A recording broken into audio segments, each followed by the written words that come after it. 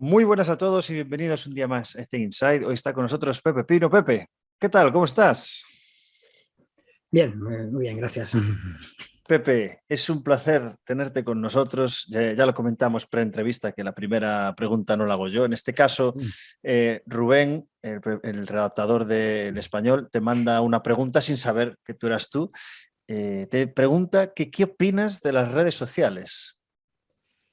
Bueno, es un tema que complejo, ¿no? Dar en un minuto, en 30 segundos, dar una opinión. Yo creo que es algo que viene, que viene en relación al desarrollo tecnológico, ¿no? Hace unos años, cuando yo era un chaval, pues eso ni pensábamos en eso, ¿no? Tienen su Sí. lado positivo y su lado negativo de punto de vista, ¿no? Y tanto pues se está utilizando, pues, de hecho ya todos los clubes, los equipos, digamos, profesionales, tienen un community manager, una persona especialista en manejar eso, ¿no? Porque están viendo que tiene mucha importancia, la parte positiva.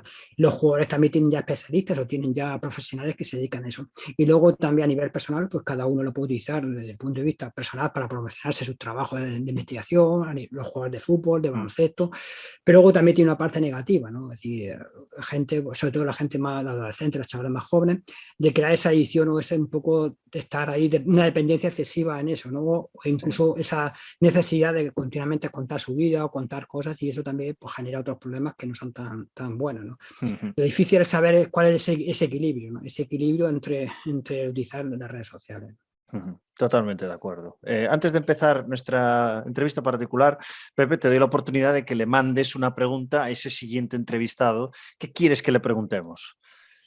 Bueno, sin saber evidentemente quién es, yo creo que mi formación más especialista en deportes en general, en fútbol también en concreto, yo creo que la pregunta sería, ¿qué importancia puede tener la tecnología hoy en día, igual que las redes sociales, para la mejora en el deporte, ¿no? No entendido solamente en deporte de rendimiento, ¿no? Porque muchas veces hablamos de tecnología y focalizamos solo en el rendimiento, sino también el tema de salud, el tema de educación, qué importancia puede tener la tecnología en la sociedad actual que tenemos, ¿no? Si alguien evidentemente de deporte, pues focalizar un poquito más a su ámbito de aplicación, de salud o actividad física o de rendimiento. Vale, vamos a estar seguramente Mm, media hora hablando sobre esto en la Por eso entrevista un porque poco, es muy interesante, es muy interesante. sí, por eso un Eh, poco lo que uno conoce si lleva más tiempo trabajando en esto, ¿no? Vale, pues Pepe, cuéntanos, porque has hecho muchas cosas, has viajado un montón, has estado con un montón de profesionales. Cuéntanos un poco para ponernos en contexto, pues, ¿cuál es tu perfil? Bueno, mi perfil sería casi hablar media hora digamos, mi historia, ¿no? Yo quizás me defino como un romántico de las cosas, de los proyectos, ¿no? Yo ya sobre el año 92 terminé la carrera, me gradué, o sea, en esa época era licenciatura en el INEF de Granada. Cuando empecé se llamaba INEF y luego al final terminé ya con la denominación de facultad. Cuando hablamos los profesores hablaban de teoría de entrenamiento y de cuantificación de la carga, siempre me preguntaba si, bueno, cuantificación, pero teníamos que ser objetivos, ¿no? Cuando hablamos de Mm. Mataller, hablamos de Seidul, hablamos de Berkochanski y todos estos grandes investigadores y, digamos, teóricos, teoría de entrenamiento, ¿no? Entonces yo tenía ya una obsesión de decir, bueno, me gustaba el tema del fútbol, del deporte, porque también he sido a nivel profesional, he jugado a balonmano a nivel profesional y siempre me llamaba la atención de poder controlar ese tipo de cosas, ¿no? De hecho, pues ese interés pues, me conllevó a hacer los cursos de doctorado y a intentar hacer la tesis doctoral sobre eso, ¿no? Pero claro, también en esa época yo quería desarrollar un sistema de registro de datos en fútbol, que es lo que en ese momento estaba trabajando, ¿no? Empecé con diferentes iniciativas, el tiempo pasaba, pero no tuve la opción de poder en ese momento desarrollar el sistema, pero tenía que terminar la tesis, con lo cual, pues al final tuvo que hacer una tesis basada en la observación. Recuerdo, pues en la cantidad de horas, analicé el Mundial de Francia del año 98, ¿no? No sé si tú qué edad tendrías, pero yo en esa época, 13 en ese Mundial, añitos. 13 añitos, no sé si te acordás, se jugaron 64 partidos de fútbol. Hice una tesis puramente observacional. Pero mi existencia, es decir, mi romanticismo por el tema de la tecnología y del deporte, pues los años más tarde, pues curiosamente con un amigo de Almería, que tenía una empresa que no tenía nada que ver con deporte, conversando con él, pues al final coincidimos, si él desarrolló un aparato, o sea, un dispositivo basado en Nokia, que entonces fue de los primeros teléfonos Nokia, que integraron un GPS, ¿no? como bien sabe casi de todo el mundo, que si en Almería, pues el tema agrícola de las flotas de camiones es muy grande. Se llama Carlos Padilla este chico, y entonces desarrolló un sistema de software que se implementó en este teléfono, y entonces se podía tener controlada los camiones, ¿no? Y entonces dijo, wow, si puedes controlar una flota de camiones, y bueno, también le gustaba mucho el fútbol, y bueno, ¿por qué no lo hacemos para controlar jugadores, ¿no? Y de ahí arrancó. Estamos hablando del año, pues eso, 99-2000, ¿no? Y es un poco de forma muy rápida. Al final todo eso desencadenó y si empezamos a construir software, pues compramos un aparato que se llamaba Forward, que es un GPS, el primer GPS que salía al mercado, que tenía un GPS, un sensor GPS más medidor de frecuencia cardíaca. La empresa, desarrollamos un software basado en ese producto, pero la empresa dio a la quiebra, ¿no? La empresa de Forward, ¿no? La empresa era una empresa finlandesa y dejó de fabricarlo. Y ahí estuvimos en el punto de decir, bueno, ¿qué hacemos ahora? ¿Desarrollamos un producto nuevo, un producto que nosotros dependamos de nosotros, o desarrollamos o finalizamos la empresa? Y ahí cuando empieza, entonces ahí la pareja de Caro, que se llama Isabel Pérez, su hermano que se llama José Pérez, que es el ingeniero industrial, nos juntamos los cuatro y dijimos, bueno, vamos para adelante. Y entonces ese fue el inicio de lo que es ahora Real Track System, ¿no? Estamos hablando del año pues, 2000 y poco. La empresa como tal se constituyó pues, en el 2007 creo que fue, más o menos, no recuerdo bien la fecha, cuando ya se constituye la empresa que hoy en día pues, es una de las empresas, digamos, punteras en este tipo de tecnología. Y a partir de ahí, pues imagínate si llevo años ya con todo el tema este de tecnología. Ese fue un poco la historia. Mi perfil, me preguntabas, el perfil es una parte muy de la vida, la he dedicado a colaborar y a desarrollar ese producto con la empresa, pero digamos, a nivel profesional, soy profesor, estuve trabajando en varias universidades, en la Universidad de Almería, en la Universidad de Extremadura, y actualmente desde el año 2007 estoy trabajando en la Facultad de Ciencias de Deporte en la Universidad de Extremadura, o sea, de Murcia. Y soy profesor y más investigador. Casi nada. Y dicen, bueno, y dijiste que eres un romántico de los proyectos. ¿Cuál es tu nuevo proyecto? ¿Qué estás pensando? Que puede ser deportivo o no, no lo sé. Bueno, las circunstancias de la vida me han llevado a, digamos, de trabajar de forma muy, no independiente, sino tener unos valores, ¿no? Me gustaría, de hecho, también la posibilidad que me ha permitido realmente viajar, estoy intentando generar un grupo, digamos, un grupo de trabajo a nivel mundial, ¿no? Donde intentamos abarcar diferentes problemáticas. Trabajo con personas en Costa Rica, en Brasil, en México, en Portugal, para abordar la tecnología, donde creo que uno es especialista en algo muy pequeño, ¿no? Tenemos que rodearnos y aprender a trabajar de forma colectiva, ¿no? Porque el conocimiento de los compañeros nos puede enriquecer y podemos abarcar más. Por desgracia, sobre todo en el ámbito de la investigación, son grupos muy cerrados con temáticas muy abiertas, ¿no? Yo tengo un abanico, digamos, o línea de trabajo casi de lo más variopintas que te puedes imaginar, ¿no? Entonces, eso me ha permitido de contactar con personas especialistas que complementen la parte que yo domino, que es la parte más de la tecnología, de los dispositivos de registro de datos, ¿no? Es un poco el proyecto que estamos. De hecho, pues bueno, una de las cosas que las producciones científicas en los últimos años pues, han sido muy prolíferas por ese motivo, ¿no? ¿Y hacia dónde se dirige Real Track System? O sea, ¿cuáles son los retos, lo que os proponéis para un futuro? Bueno, como te comentaba, yo participo, pero no estoy tan, digamos, tan al día a día. Sí. Quizás el crecimiento de la empresa y el crecimiento de la empresa y tanto también pues a nivel, digamos, mi labor académica, pues ahí un poco la empresa ha ido creciendo. Te comento, cuando se empezó pues había 3-4 personas trabajando, sí, y ahora hay más de 30. Entonces la empresa quizás, digamos, los retos ha sido llegar a posicionarse en el mercado. Y creo que de las empresas, de las 3-4 primeras, digamos, a nivel mundial, que están posicionadas en un buen posicionamiento en el mercado. El reto es difícil en tecnología, mantenerse en temas tecnológicos muy complejo, porque no es una cosa que ya ha llegado, ¿no? Que continuamente tiene que estar renovando, tiene que estar rediseñando los aparatos, los dispositivos, viendo el software, porque la tecnología, como hemos comentado, va evolucionando. Hace unos años, cuando empezamos, no existía nada de la nube, o prácticamente estaba incipiente, ¿no?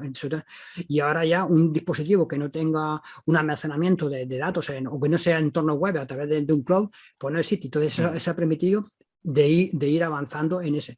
Es un avance, pero hay muchos avances en temas de obtener mejores datos a nivel de parámetros de los planes físicos.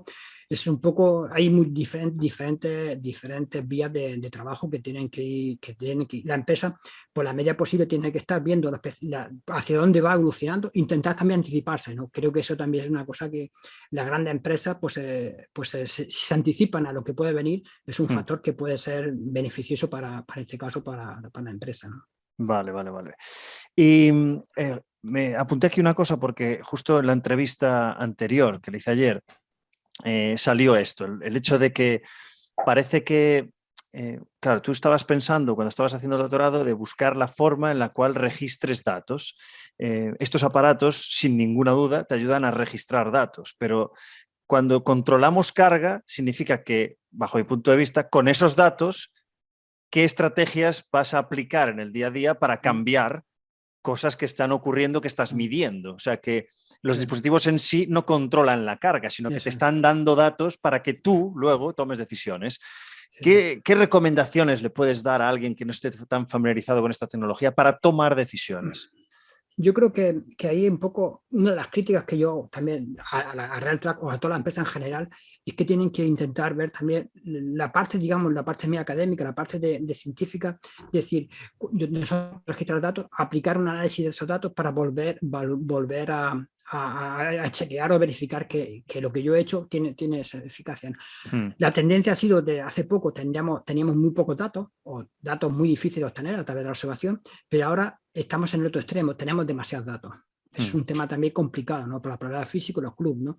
Tenemos demasiada cantidad de datos. ¿Por qué? Porque la tendencia, hay preparadores físicos que dicen, es que a mí me gusta este dato, ¿no? Hay otro interés, que las empresas desarrollan algoritmos para diferenciarse, que al final son algoritmos que, bueno, que no te cuentan cosas nuevas, sino para diferenciarse. Y cada empresa tiene una estrategia. Entonces, lo que sí es necesario es que los que se dediquen, los profesionales, que tengan ese conocimiento que quizás también está llegando a través de la figura que se llama Sport Science, en los clubes, analizar el dato. Y yo registro, estos datos son saber qué datos son importantes de mi deporte para poder analizarlo y yo entrenar, analizar lo que yo entreno y ver si se producen mejoras o no mejoras, porque al final en el tema de deporte, sobre todo en rendimiento, aplicamos algo para mejorar, por lo menos evitar lesiones y no que el efecto que tiene la carga, ese trabajo que hacemos, que no perjudique a mi deportista. Pero en la medida posible tenemos que tener datos objetivos y tenemos que hacer un proceso metodológico de análisis, ¿no? Así, bueno, es que corran más metros no significa que en el fútbol que mejores, ¿no?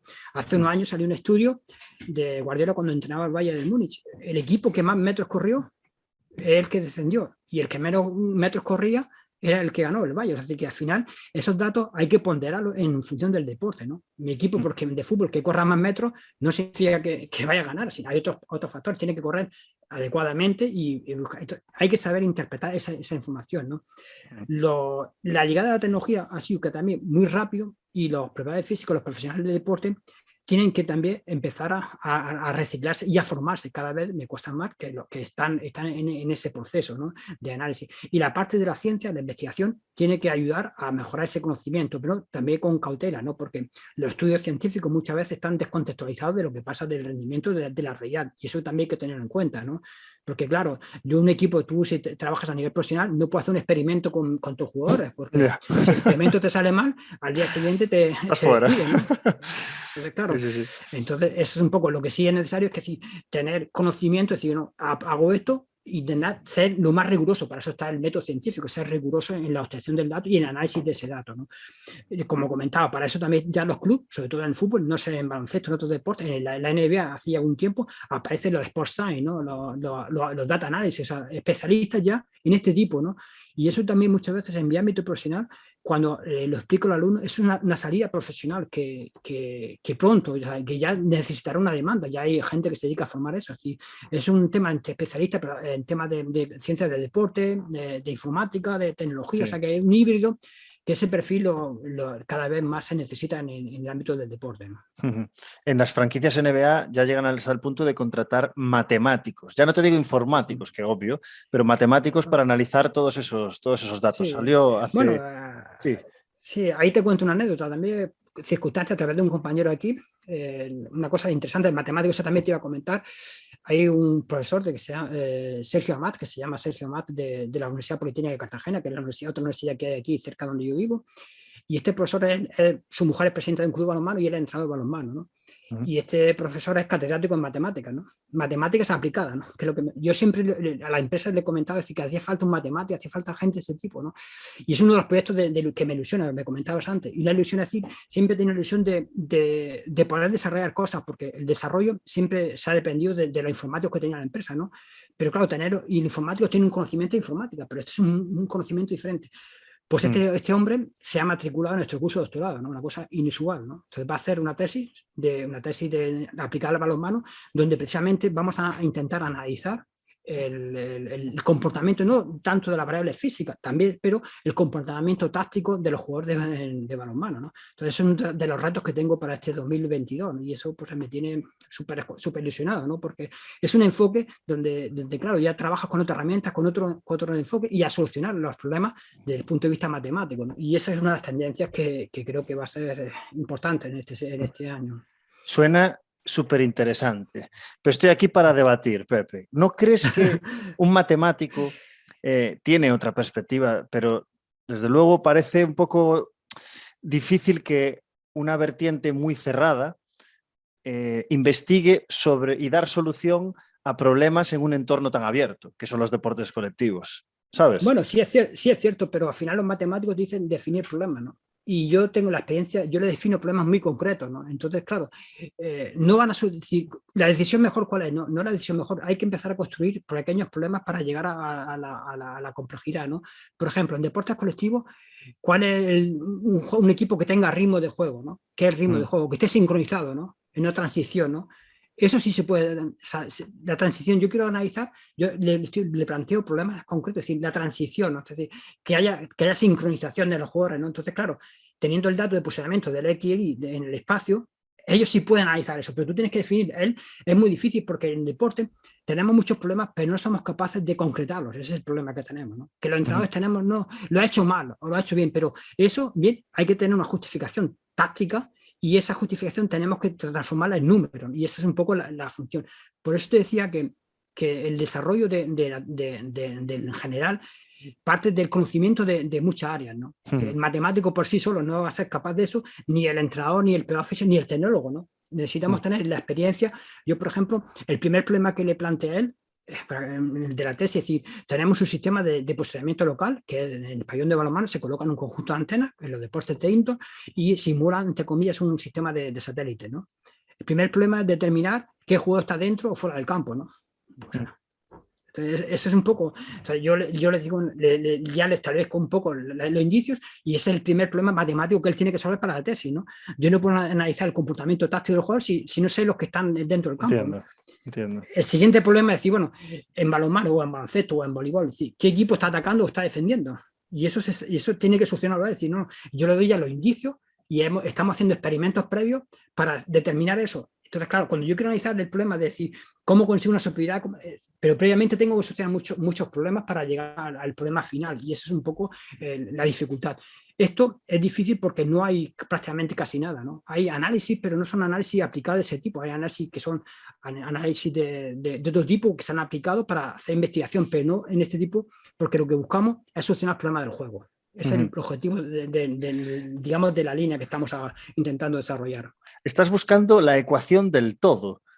Sí, o sea, haría falta un físico nuclear aquí también, porque... Bueno, sí, también tenemos suerte porque la mujer de este hombre se llama Sonia, es matemática también y catedrática, o sea que ahí también tengo un apoyo importante, ¿no? A ver qué te parece esto, porque no sé si tiene que ver, pero desde luego me ha aparecido en la cabeza. Lo hablé con Guillermo, que es un preparador físico de astronautas. Y con él, pues hablábamos mucho del universo y de todo esto. Y resulta que había un paper, pero un paper en una revista importante, de que solo necesitamos 2 parámetros para determinar que estamos viviendo una simulación. Solo 2.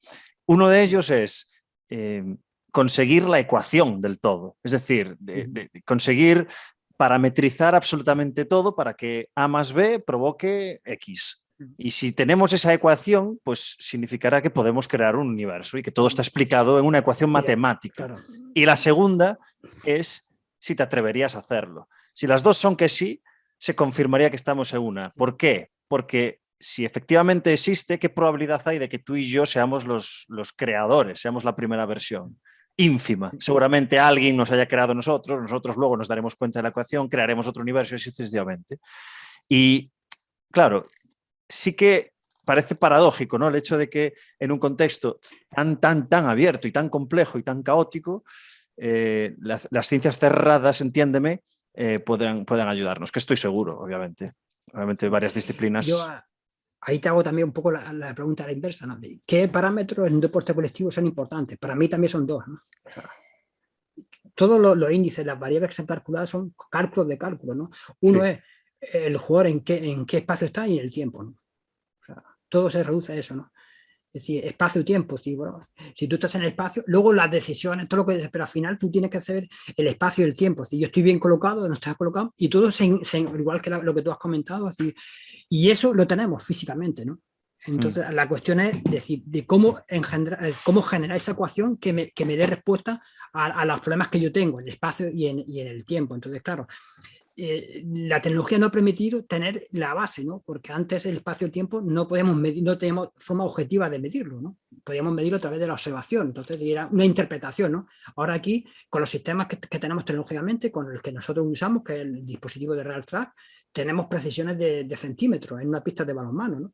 Entonces, claro, eso sí me permite dar un salto, ¿no? Ahora es cómo somos capaces de analizar y de buscar eso. Y eso es un poco que el paradigma del pensamiento de los entrenadores, de los entrenadores, de los planes físicos, posiblemente va a evolucionar y va a cambiar en base a eso. No va a tener, nos tenemos que acostumbrar. Y muchas veces va a ser incómodo, ¿no? Porque va a tener que pensar en números, es que eres un matemático, no.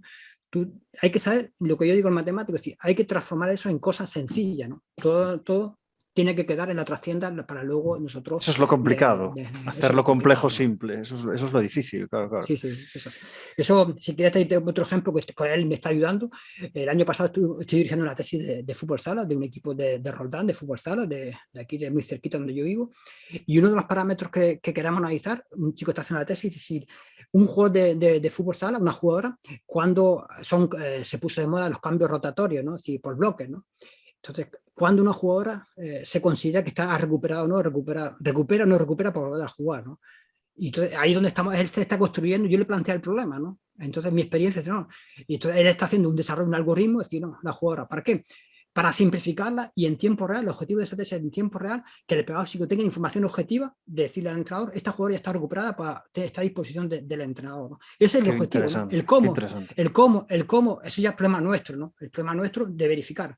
Y estamos en caso que así. Entonces, esta jugadora, ¿por qué? ¿Cuánto tiempo puede jugar la pista? ¿No? ¿Cuánto tiempo puede jugar? Digamos, de forma óptima, ¿no?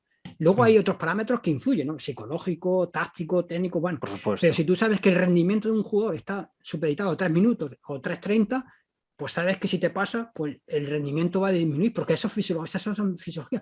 Y eso que analizamos todo, tenemos un dato no de un partido, sino de toda la temporada de la jugadora. Entonces, claro, cuando tú tienes lo que se llama Big Data, es cuando tú ya puedes decir, no, tener seguridad de que el comportamiento digamos, de los parámetros de esa jugadora va a tener un patrón. Porque aunque no lo creamos, los humanos tenemos patrones muy claros, ¿no? Tenemos cómo nos levantamos, cómo comemos, tenemos, es decir, no nos damos cuenta, pero somos muy repetitivos y eso nos pasa, ¿no? Y en el rendimiento nos pasa. Y entonces intentamos sacar esa información que sea relevante, ¿no?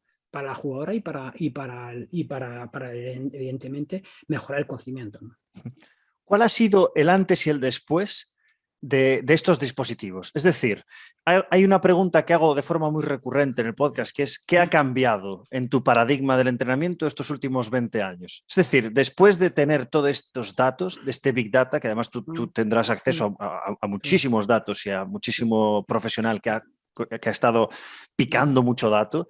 ¿Qué es lo que te ha cambiado a ti la forma de pensar en cuanto al entrenamiento, al rendimiento, a la competición? No sé, ¿qué te aparece en la cabeza? Yo creo que al tener tantos objetivos, muchas de las creencias que teníamos digamos, bien se echan, se transforman. Es decir, bueno, yo pensaba una cosa, al tener datos, yo ya creo que cambia otra cosa, ¿no? Entonces, eso es lo fundamental, tener ese conocimiento. Yo también he estado entrenando muchos años a equipos, sobre todo en base, y tenía la posibilidad de poner, usar esos dispositivos, ¿no? Quizás quería, o sea, tener entrenamiento, pero lo que más estaba más ansioso es terminar el entrenamiento para poder rescatar los datos y poder analizarlos, ¿no? Porque me planteaba un objetivo, ¿qué habré hecho? O sea, ¿habré sido capaz de diseñar las tareas para cumplir el objetivo que yo planteaba? Entonces, claro, tenía digamos, esa necesidad de llegar a casa y estaba horas trabajando para ver si realmente lo que yo había planteado se había conseguido, ¿no? Y sobre todo digamos, mi perspectiva es ese cambio ha sido tener datos, sobre todo en deporte, tener datos de la competición. Yo creo que eso es lo que determina hacia dónde vamos, ¿no? Yo tengo que entrenar, no sé, yo cuando estaba estudiando de fútbol, en la facultad decía, no, la pretemporada, carrera continua 50 minutos. No creo que haya equipos que hagan una pretemporada con carrera continua 50 minutos, ¿no? Entonces, tener necesidad de hacia dónde vamos en base a los datos de competición, yo en deportes colectivos digo, tenemos que, una buena parte, una gran mayoría del tiempo, tenemos que entrenar cómo se vamos a competir, ¿no? Si yo hago entrenamientos muy analíticos, por ejemplo, pues en el fútbol, situación de estrategia o baloncesto, de aro a aro, de pista a pista, sin adversario ni nada, puedo estar allí, sí, pero luego, claro, yo puedo correr. A lo mejor las exigencias físicas pueden ser las mismas que la competición, pero luego perdemos una cosa, que tenemos el rival, ¿no? Entonces tenemos que saber cuáles son las exigencias, tanto de exigencias cinemáticas, fisiológicas, pero también con las situaciones contextuales. Y la parte contextual tenemos que tenerla en cuenta. Entonces, yo creo que saber tener datos de la competición, saber extraer esos datos y lo más difícil todo es diseñar esas tareas para cumplir eso. Eso es lo que te comentaba cuando yo entrenaba, ¿no? Diseñar tareas. Y sobre todo en los deportes de equipo, donde hay un equipo sobre todo, cada vez mayor. Yo era entrenador, preparador físico, psicólogo de los chavales, ¿no? Pero cuando estás en un equipo profesional, que está el primer preparador físico, el segundo entrenador, el primer entrenador, el ayudante del preparador físico, lo difícil es coordinar, lo que decía, crear ese grupo de trabajo, ¿no? Esa problemática, como te comentaba antes, está en la investigación y también en los equipos, ¿no? En los clubes. Los clubes que genere, quién diseña las tareas, cómo diseña las tareas, ¿no? Yo no creo, yo respeto a todos los clubes, pero no creo que si el preparador físico solamente hace la primera hora, ¿no? Yeah. Porque luego el equipo entrena tácticamente, pero corre, ¿no? Y salta. Y entonces, claro, hay que integrar todo ese tipo de situaciones. Ya me consta también que muchos clubes, los diseños de las tareas están el equipo ese, ¿no? Pero eso a veces lo difícil, ¿no? Generar ese clima de decir, el protagonismo, ¿quién diseña tareas? No, es decir, eso quizás lo de menos, es decir, diseñar tareas, las tareas más específicas del entrenamiento, acorde con toda esa complejidad, porque luego también está el factor psicológico, ¿no? Yo, por ejemplo, eso lo vi en el Real Madrid cuando estuve ahí con ellos, es decir, el baloncesto, en el fútbol, algún equipo empezó a entrenar con tiempo, no sé cómo le llamáis, el tiempo le pone a lo mejor 8 minutos o 5 minutos, ¿no? Con handicaps, sí. Con handicaps, sí. Con tiempo, si vais perdiendo de 10 puntos y quedan 5 minutos. Un equipo tiene que mantener esa ventaja y otro equipo tiene que... Y eso es un aspecto psicológico, ¿no? Y a lo mejor lo hicieron después de un entrenamiento que dice, bueno, han entrenado y a lo mejor está en fatiga porque ya habían generado esa fatiga previa, ¿no? Entonces, claro, eso es lo importante, ¿no? Es decir, queremos situaciones, nos vamos a enfrentar a un partido que es complicado y podemos llegar al final con esas limitaciones, pues tenemos que intentar en los entrenamientos tener servicio, que no es lo mismo, claro, no es lo mismo, no es lo mismo porque la presión del público, los factores, pero sí en la medida posible algunas variables modificarlas e intentar simular eso, ¿no? Porque si no es que el jugador no lo hace bien, claro, si no lo entrena, ¿cómo va a responder, ¿no? Si yo quiero correr a 3 minutos el kilómetro y entreno siempre a 8 minutos, luego no puedo pretender a correr una maratón a 3 minutos, no, a 4 minutos el kilómetro. Tengo que entrenamiento genérico y luego entrenamiento más específico para la competición. Esto no quiere decir que siempre tenemos que entrenar así, ¿no? Porque hay otra parte de entrenamiento de preventivo, hay muchos tipos de entrenamiento, pero en deporte hay una parte importante cuando ya estamos en plena competición que tenemos que entrenar en base a la exigencia, ¿no? Te voy a hacer una pregunta que es una putada. Sí.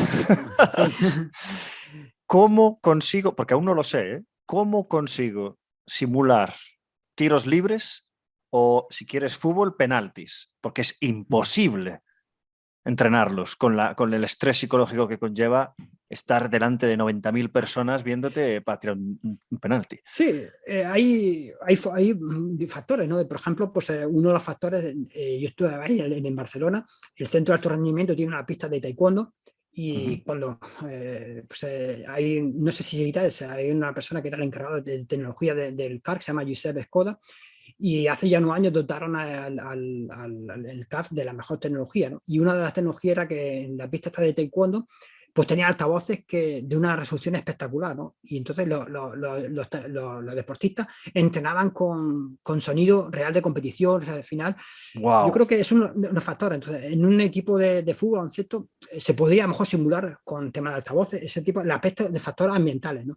Los factores, yo personalmente físicos, o sea, factores de fatiga, yo lo entrenaría si, bueno, un jugador realmente cuando hace el lanzamiento de tiro libre viene con una fatiga. Entonces, a lo mejor había que entrenar cuando hay una situación, si no hay penalti, que tire el penalti, ¿no? Y la presión, es decir, yo creo que otros deportes tienen que aprender, ¿no? Por ejemplo, yo en fútbol, en baloncesto, si hay, en los entrenamientos se registra también, es un dato interesante, ¿no? La eficacia, ¿no? Que habría que empezar a hacerlo, ¿no? Porque si tenemos datos de exigencia física, si hay un especialista que está anotando las exigencias, podríamos ver, decir, este entrenamiento, este jugador cuando está en el 80, o sea, está finalizando el entrenamiento es cuando empieza a fallar.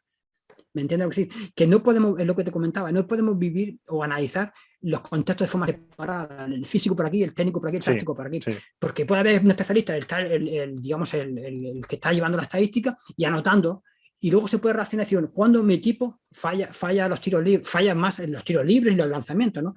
Y a lo mejor sacamos una relación que cuando falla es cuando está llegando a la fase final de entrenamiento, con lo cual la fatiga influye, ¿no? Entonces es una Sí. forma muy sencilla. Ujú. Y eso nos puede permitir de cómo enfocar el entrenamiento o hacia dónde focalizarlo, ¿no? Pero creo que poca gente, pues eso, poco se hace, ¿no? Entonces es un poco tener una visión de una persona que esté en un club y que dé esa perspectiva y decir, bueno, vamos a intentar hacer eso, ¿no? Porque eso puede ayudar al rendimiento de la mejora, ¿no? Y el jugador cada vez también es más receptivo, ¿no? Hace unos años, sobre todo en el fútbol, eran muy reacios a ponerse cualquier dispositivo, no te Ya. puedes imaginar, ¿no? Íbamos a un club y te miraban así, si ¿esto qué es? Esto no, esto para controlarme, no para hacer. Y ahora lo estás viendo, pues, prácticamente todos los equipos llevan dispositivos, incluso en los partidos oficiales llevan los dispositivos, ¿no? Pero esto Entonces, era eso más también, por las bandas de frecuencia cardíaca, ¿no? Porque sí, el peto de Wimmu es comodísimo. sí, pero el GPS, no digo el peto, hace unos años ni se querían poner ni el peto, ¿no? No te digo ni el Hostia. peto, ¿no? Ahí, bueno, hay un hándicap que la empresa también tiene que intentar solucionarlo, sobre todo Real Track y otras. El tema de la cinta, sí es verdad que hay con la cinta, pero ya hay top, sobre todo para mujeres, que ya está integrado. El top se lo ponen las chicas y ahí está integrada la frecuencia cardíaca, ¿no? Ujú. Hay algún intento, y me consta que también, por ejemplo, de lo que comentabas al principio, la empresa está trabajando para intentar integrar la cinta dentro del top, ¿no? Ya, Para ya. evitar la incomodidad. También para que aquellas personas que son reacias, yo cuando empecé a analizar el tema del fútbol, empecé con la frecuencia cardíaca porque era la tecnología que teníamos, ¿no? Ujú. Los estudios que estamos haciendo, hay muchas tendencias y bueno, ya la frecuencia cardíaca no la utilizo porque bueno, la información que me da, ¿no? Los trabajos que nosotros estamos realizando pueden llegar a explicar hasta el 15 y el 20% del rendimiento del juego en los deportes colectivos. Con lo cual muchas veces, no, es que ya esto se analiza, ¿no? O sea, tú tienes que analizar el comportamiento general con todas las variables, ¿no? Y esta, la frecuencia cardíaca, es una variable también relevante para registrarla, ¿no? Evidentemente, con la cinta es incómodo, pero si hay alternativas que te permiten, digamos, solventar esa dificultad, es importante que los proveedores físicos, los técnicos, registren esta variable. Ujú. Madre mía, voy a tener que hacerte una segunda entrevista, Pepe, porque no me va a dar Bueno, tiempo a preguntarte todo lo que te quiero preguntar. bueno, ya sabes que estoy dispuesto pues, cuando quieras y a vuestra Es disposición. que tengo tantos frentes abiertos ¿Mm? ahora mismo que no sé por dónde tirar. Voy por orden. Sí. He apuntado una cosa venga, voy a matar dos pájaros de un tiro aquí. Venga. ¿Cuál ha sido, o podrías recuperar la mayor sorpresa que te has llevado cuando empezaste a analizar a un equipo en comparativa con lo que venías haciendo? Por ejemplo, muchos de los estudios que se publican están en relación con datos que se toman en formación. Claro, cuando estuviste, me imagino, en la Final Four de Turquía, los datos serían muy diferentes. Entonces, ¿sabes? Sí, ¿Sabes sí. a qué me refiero? Sí, al final un poco la experiencia te da recoger muchos datos, ¿no? Y entonces eso, la Final Four de baloncesto que se jugó en Turquía, no sé, el 2017 puede ser, o 18, no recuerdo bien el año, te da un antes y después. Y luego creo que también fue beneficioso, evidentemente, para la empresa, para nosotros, para la organización. Pero eso también tenía un matiz, no sé si conoces un poco la historia del por qué se hizo eso, ¿no? Si quieres No, luego te lo cuento en otro momento, ¿no? Lo vale. cuento, si quieres te lo cuento o no. Sí, sí, sí, sí.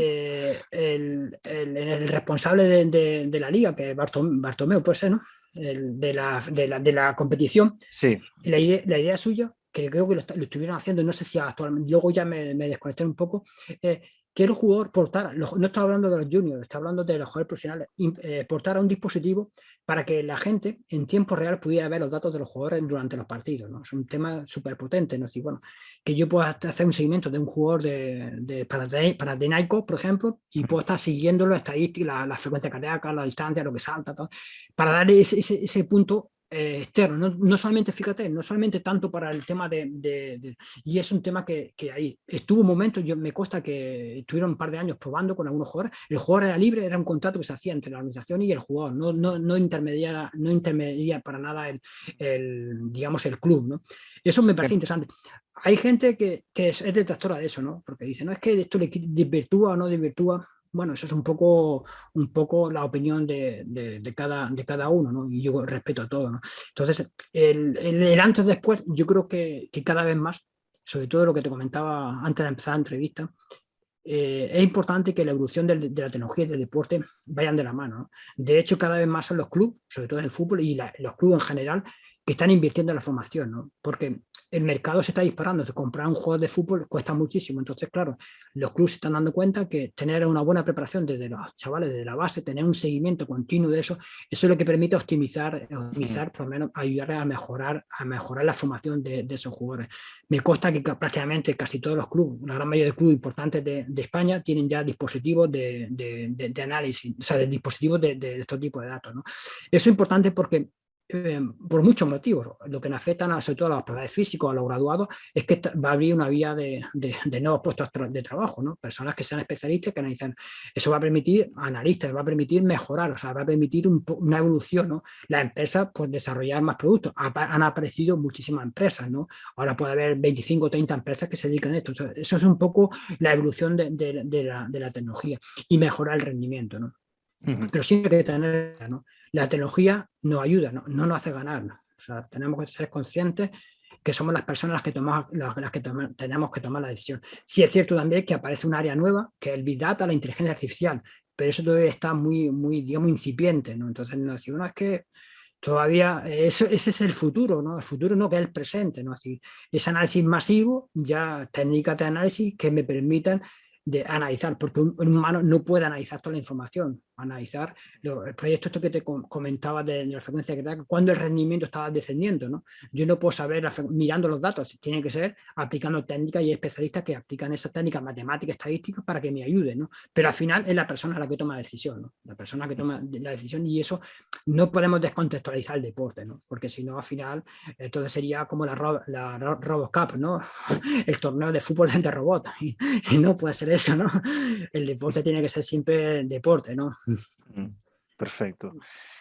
Si alguien te está escuchando en esta entrevista pues mira, se le ha encendido una bombilla y dijo, hostia, quiero convertirme en un especialista, quiero utilizar Wimu, quiero formarme sobre esto. ¿Qué tiene que hacer? ¿Qué pasos debe dar? ¿A qué puerta tiene que llamar?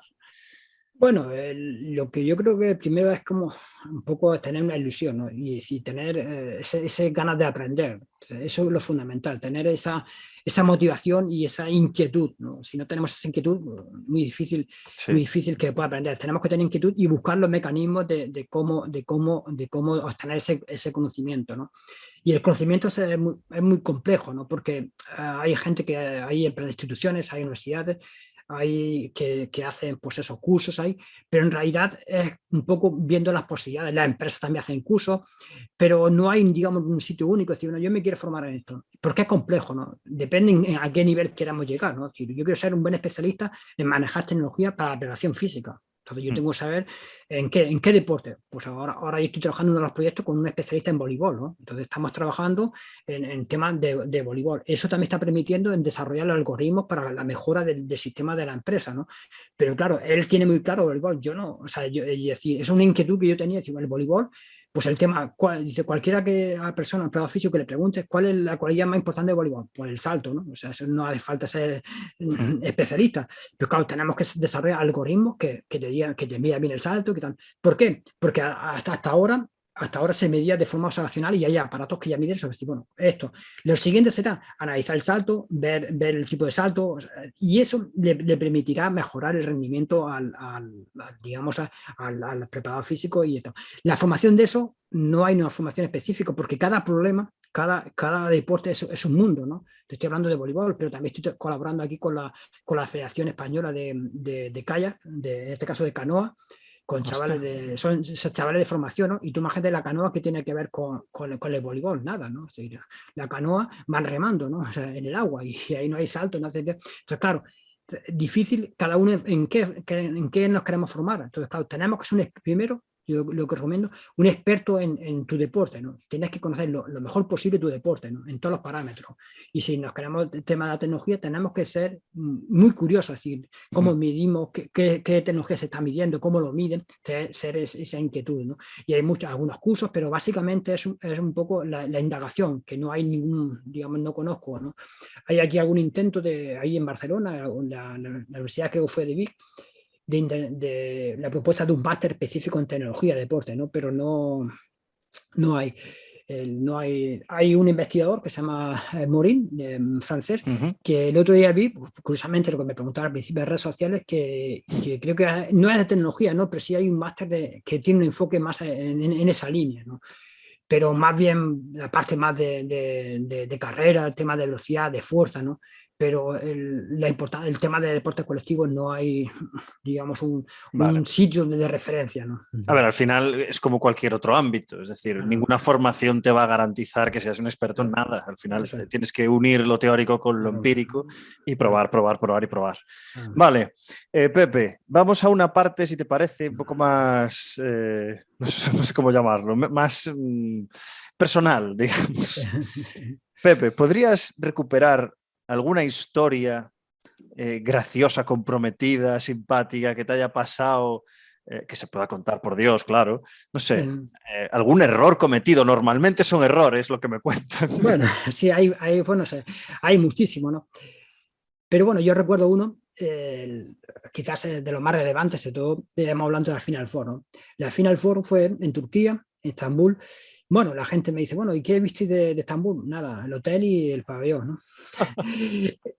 Porque bueno, también era un momento delicado y todavía mucha seguridad y bueno, y tampoco, ¿no? Los partidos eran mañana y tarde, ¿no? Llegamos al pabellón auxiliar que estaba justo al lado de donde se jugó la final, montamos el sistema, íbamos Carlos Pérez, o sea, Carlos Padilla, que es el socio fundador de la empresa, un chico que era un poco el que hacía el de manager, un informático y yo, 4 personas, ¿no? Llegamos previo a la competición, montamos el sistema y aquello parecía que sí, colocamos y como decimos, hemos caído de pie, ¿no? Aquello increíble, ¿no? Increíble lo que es la calidad del dato, todo, ¿no? Salió todo perfecto, ¿no? Ahí estábamos todo partido, ¿no? Pero curiosamente fuimos a la Final Four que te comenté que se jugaba el domingo, la final fue por la tarde, nosotros teníamos el partido de los chavales era el domingo a la mañana, el sábado por la tarde, noche, entonces digamos, el responsable intentó pues, hacer todas las gestiones para que nos dejaran hacer, digamos, el setting, le llamamos nosotros el setting, la instalación en ese pabellón, ¿no? Entonces nos dejó, decía, tenéis media hora. Bueno, pues media hora, aquí tenemos media hora para montar el sistema, ¿no? ¿Os da tiempo, media hora, montar las antenas? No, se tarda menos, se tarda 5 minutos si todo va bien, por eso que la anécdota está ahí, ¿no? Entonces empezamos a montar, pues, básicamente yo era el responsable con Carlos de montar eso, ¿no? Montamos aquí, hacemos digamos el protocolo que tenemos para ver la calidad y aquello no había forma, ¿no? Había un fondo, para que tengan una idea, había un fondo y yo iba por la línea de fondo y no aparecía la línea, ¿no? Y me dice el informático, no, esto puede ser por esto, y yo digo, mira, no soy informático, pero yo ya he hecho miles de pruebas y esto no puede ser por eso. La tecnología, claro, dice, no es que la tecnología va bien, no. La tecnología, como todo, tiene ventajas e inconvenientes. El inconveniente de ese pabellón es que era una estructura metálica, había muchos factores que condicionaban la tecnología en ese espacio, ¿no? Entonces, claro, imagínate esto, había también, nosotros teníamos el tiempo porque estaban ensayando, pues siempre hacer el show de baile, de las luces, había ahí, no te puedes imaginar el lío que había montado allí, ¿no? Al final la media hora terminó, nos echaban, nos decía que nos teníamos que ir, nosotros nos íbamos, modificamos la cosa, yo me metía a la pista, pues, hacía ahí casi corriendo y otra vez nos echaban, así un poco en ese juego, ¿no? Al final nos quedamos los últimos, nos quedamos encerrados, no podemos salir del pabellón y al final pudimos salir, ¿no? Bueno, esa fue la anécdota, más o menos pudimos montar el sistema, ¿no?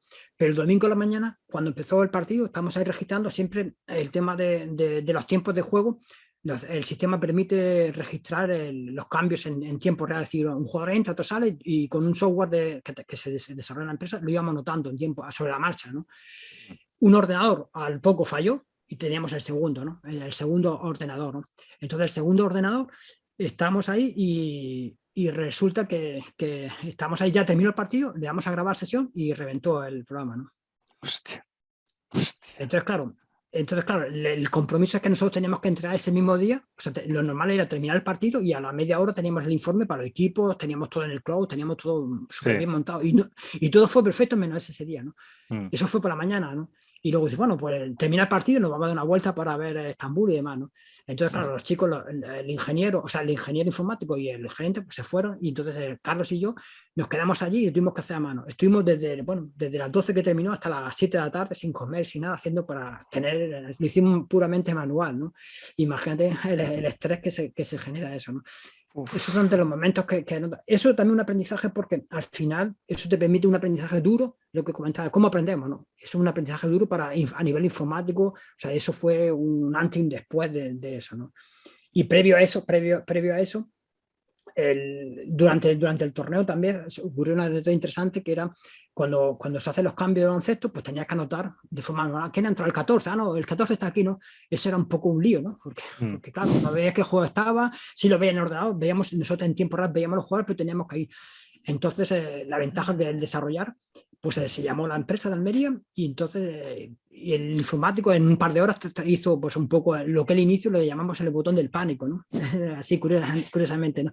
El botón del pánico es que hacemos el recinto del campo, entonces cuando los equipos terminaban el tiempo muerto, entraban a casa, entonces le damos al botón y entonces el sistema solamente decía los jugadores que estaban registrando los datos que estaban del juego del campo, ¿no? Entonces, claro, eso nos ahorraba un estrés ahí interminable, ¿no? Si una vez ha entrado el 5, el otro, entonces pues le damos al botón, pum, y entonces el botón del pánico, ¿no? Bueno. De esas hay muchísimas anécdotas que te puedo contar y sería casi interminable, ¿no? Qué bueno. Muy bien. Pepe, hay una cuestión que a raíz de la entrevista con Paco Seirulo la hago a las personas que creo que tienen muchísimas cosas que contar y contigo tengo esa sensación de que, bueno, vamos a ir terminando la entrevista y tengo tantas cosas aquí apuntadas que no voy a poder hacerte, que la pregunta es la siguiente. Pepe, ¿quieres contar algo que quieres sacar para que la gente lo escuche, que creas que sea importante, relevante? Bueno, yo relevante un poco las circunstancias de la vida, quizás mi perseverancia y quizás esos, digamos, de gran aprender y de mejorar, pues en la vida me puso en contacto con mi amigo Carlos Padilla y con Isabel Pérez y junto con su hermano también, pues nos ha permitido desarrollar este proyecto ilusionante, ¿no? Entonces eso sí quizás es de las mayores satisfacciones, ¿no? Independientemente del tema económico, sino porque al final uno cuando se involucra en un proyecto, pues en un proyecto lo hace con esa pasión, ¿no? Y yo creo que eso un poco se está perdiendo en el mundo del deporte, ¿no? Al final todo se mercantiliza mucho, o sea, todo el tema muy económico, ¿no? Y hablaba de Paco Seirulo, ¿no? Yo tuve la oportunidad, bueno, de asistir a muchos cursos, pero uno de los precursores de lo que es el Barcelona, del Innovation Hub, que es un tema de innovación, todo el tema de tecnológico, se le debe a Paco Seirulo, ¿no?